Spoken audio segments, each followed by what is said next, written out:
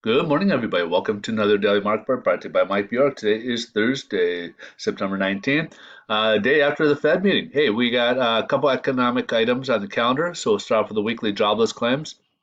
Last week, we got numbers at 206,000 people applying for unemployment. Forecast was calling for a little bit more of a spike at 215,000. However, it only went up 2,000 up to 208,000. So that's pretty good news. We've been getting some relatively very low jobless claims here, and that's excellent actually, especially when the labor participation rate seems to be increasing a little bit. So that's a good sign. We also got manufacturing in the Philadelphia region, which is the Philly Fed. We had a 16.8 on the previous reading in August. Forecast is supposed to dip down to 10. It did dip some, but not as low as we expected, down to 12. So that's still pretty good. Manufacturing's still relatively decent in the Philadelphia area. I think New York we saw it wasn't as well.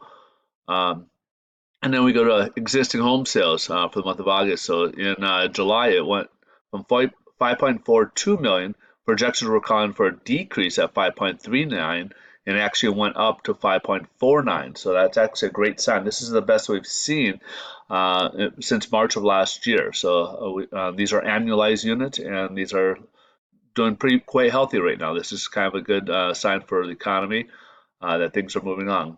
And then however, we got leading economic indicators. So in July, increased 0.4%. However, 0% for the month of August. So that's something we'll have to keep our eyes on if that continues, because obviously we want to see things in the future kind of projection get improve. Where leading economic indicators kind of gives us that forecast for future where the economy is moving towards. So let's jump over here to the headline news. Stocks are up. They like the data we received today. The Fed kind of came out yesterday and gave us the cut of a quarter percent. There was three dissenters in there. There was two that simply did not want a rate cut, and the third one, Mr. Bullard, basically said he wanted a half a point cut. So it's kind of indicating that there may not be any more cuts this year. However, on the dot plot, it looked like they are expecting maybe another one next year. We don't know how many exactly will be next year, but I didn't really see how much it was next year. But it seems like if there's going to be a rate cut, it might happen next year versus any more this year. There's no indication yet of starting up the bond purchasing program, like the quantum easing, kind of like what the ECB announced last week. So traders are kind of like, they're kind of watching it. They see basically Powell mentioned that the economy is moving along. It's still relatively strong, but he does see it petering a little bit. Kind of, I mean, it was more the words that they used.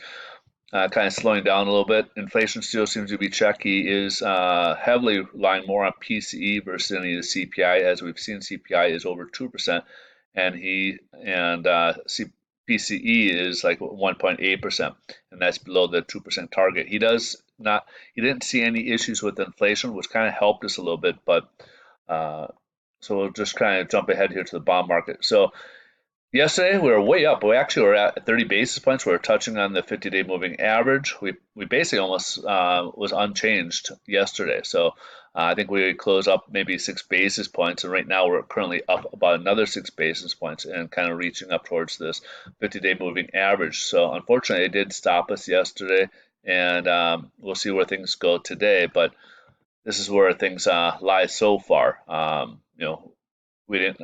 We're hoping to have a little bit more continued improvement, but again, something we'll kind of keep our eye on and see if that trend continues, rising upwards. As you can see, the wicks are long on both sides. Basically, it tells you the market is uncertain, doesn't know what exactly they want to do or where they're going to go. And the yields held up. So we were down below this level here of the below the 50-day moving average and the Fibonacci, and it kind of pulled up. So it's kind of sitting just at right around 1.79 right now. And so unfortunately, we didn't get quite what we wanted, but we're not out of the woods yet. We could still potentially see some more improvements here.